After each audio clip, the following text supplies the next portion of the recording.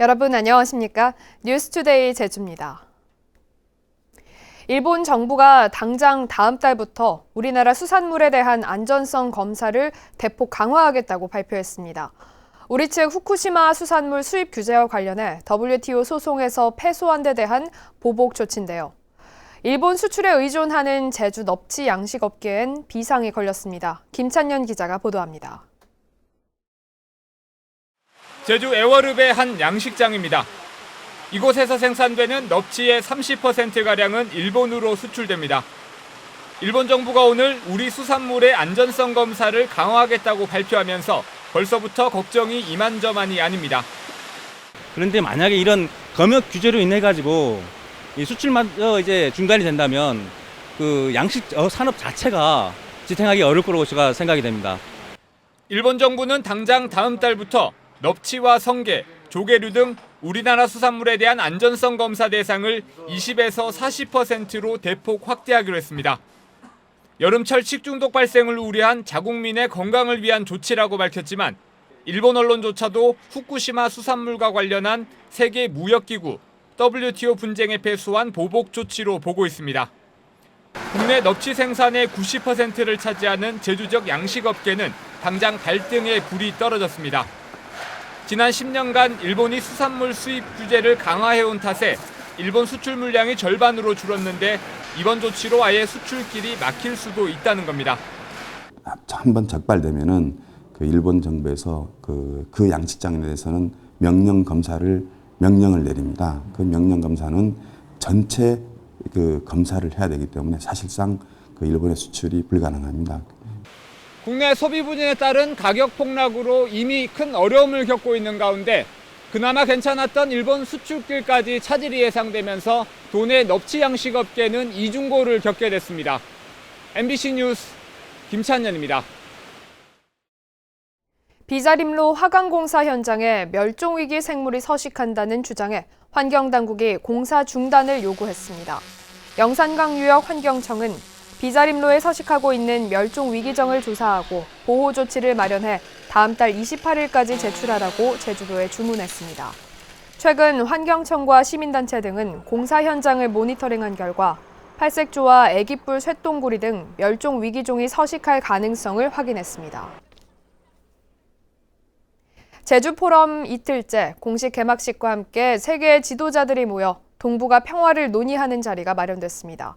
원희룡 지사는 제주 포럼에 북한 김정은 위원장을 공식 초청하겠다고 밝혀 호응을 얻었습니다. 박주연 기자가 보도합니다. 제주 포럼 개회식에서 원희룡 지사는 북한 비핵화가 한반도 평화 프로세스의 신호탄이 될 것이라고 말했습니다. 김정은 국무위원장의 진정성 있는 핵포기 결단을 촉구하며 남북교류 협력을 선도한 제주 포럼에 김 위원장을 공식 초청하겠다고 밝혔습니다. 내년에는 북한을 제주 포럼에 초청하고 싶습니다. 이를 통해 한반도 평화 구축의 새로운 장을 열 수 있기를 진정으로 희망합니다. 이에 대해 기조연설자로 나선 말콤 텀블 전 호주 총리와 하토야마 유키오 전 일본 총리는 즉각 호응했습니다. 전 세계 평화를 위협하고 있는 여러 요소를 다루는 점 정말 좋은 주제라고 생각합니다. 김정은을 제주 포럼에 참여하도록 초청한 것 너무 적절하고요. 아시아의 평화와 번영을 논의하는 세계 지도자 세션도 마련됐습니다. 하토야마 유키오 전 일본 총리는 민족주의가 세계를 위기로 몰아넣고 있어 동북아 협력 관계가 필요하다며 일본 정부가 전범국으로서 사죄를 하는 것이 선행돼야 한다고 말했습니다.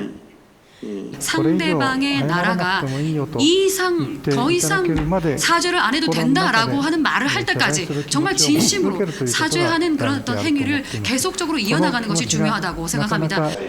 이번 포럼에는 전직 국가 정상과 전 세계 70여 개 나라에서 5천여 명이 참석했지만 국무총리나 주무부처인 외교부 장관이 불참하면서 정부 관계자 없는 포럼으로 아쉬움을 남겼습니다.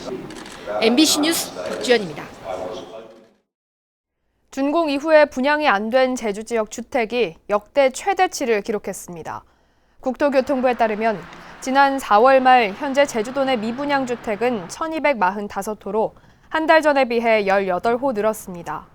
특히 준공 이후 미분양 물량은 774호로 역대 가장 많았던 지난해 11월 736호보다 38호 증가했습니다. 최근 몇 년간 제주 지역에서 건설공사 수요가 늘면서 건설 현장 폐기물을 무단 투기하는 사례가 늘고 있습니다. 5톤 미만 사업장 폐기물은 신고 대상이 아니다 보니 무단 투기로 이어지고 있습니다. 이소연 기자입니다. 폐콘크리트가 공터 한쪽에 산처럼 쌓였습니다. 흙더미가 작은 동산을 이루고 철거 현장에서 나온 것으로 추정되는 벽돌이며 타일 등이 마구 널려 있습니다. 이 같은 사업장 폐기물은 내용물을 분리해 소각을 하거나 매립을 해야 하는데요. 하지만 이처럼 벽돌과 아스콘 등이 한데 섞여 마구잡이로 버려져 있습니다.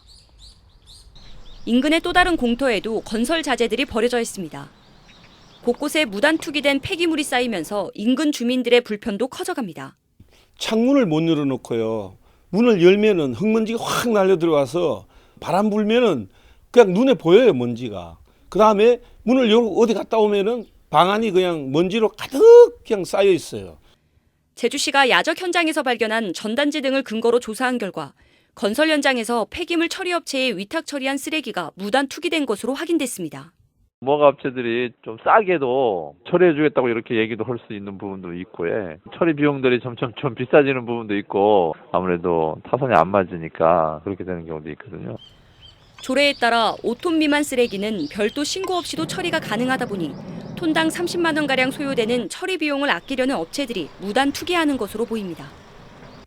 특히 심야 시간대에 인적이 드문 곳에 버리는 경우가 많아 적발도 쉽지 않은 상황. 조금 더 조정을 해서 혼합 쓰레기 문제 같은 경우에도 함부로 버릴 수 없도록 할 수 있는 방안들을 좀 마련할 필요가 있어 보이고요.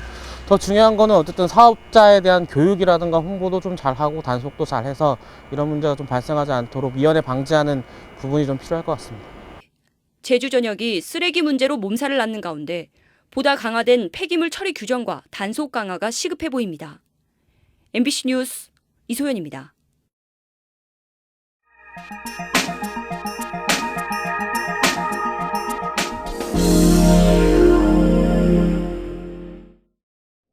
봄 주꾸미, 가을 낙지라는 말이 있는데요. 최근 주꾸미 자원이 크게 줄고 있습니다. 이런 가운데 바다에서 주꾸미 알을 낳고 부화시키는 기술이 국내에서 처음 개발돼 눈길을 끌고 있습니다. 문현철 기자가 보도합니다. 어미주꾸미가 뿔소라 입구를 단단히 틀어막고 있습니다. 바지락 껍질까지 방패 삼은 뿔소라 안에는 수백 개의 알들이 주렁주렁 매달려 있습니다. 부화된 새끼 주꾸미들은 스스로 헤엄쳐 그물박 바다로 되돌아갑니다. 수년에 걸친 시험 연구 끝에 바다에서 주꾸미 알을 낳고 부화시키는 기술이 국내에서 처음 개발됐습니다. 해상 가두리를 이용하여 기존의 육상종자 생산에서 서로 잡아먹는 공시 현상 및 운송 스트레스로 인한 폐사 등 부화율 대비 생존 실적이 저조했던 문제점을 해결했습니다. 가로 세로 7m 크기에 불과한 해상 가두리 산란장에서 20만 마리의 새끼 주꾸미가 부화하고 있습니다. 나오는 양이 이걸 넣고 나서는 얕은 양이 좀 줄었어요. 늘어났어. 10년 전만 해도 해마다 5,000톤 이상 잡혔던 주꾸미는 2-3,000톤으로 줄었고 그 빈자리를 값싼 수입산이 메우고 있습니다. 상대적으로 비용이 적게 들고 친환경적인 해상 가두리 산란장이 주목받는 이유입니다. MBC 뉴스 문현철입니다.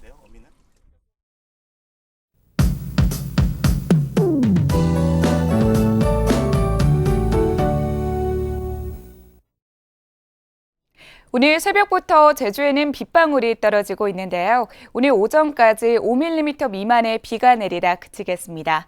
비의 양이 많지는 않지만 안개나 방무가 끼는 곳이 있어 출근길 교통안전에 유의하셔야겠습니다.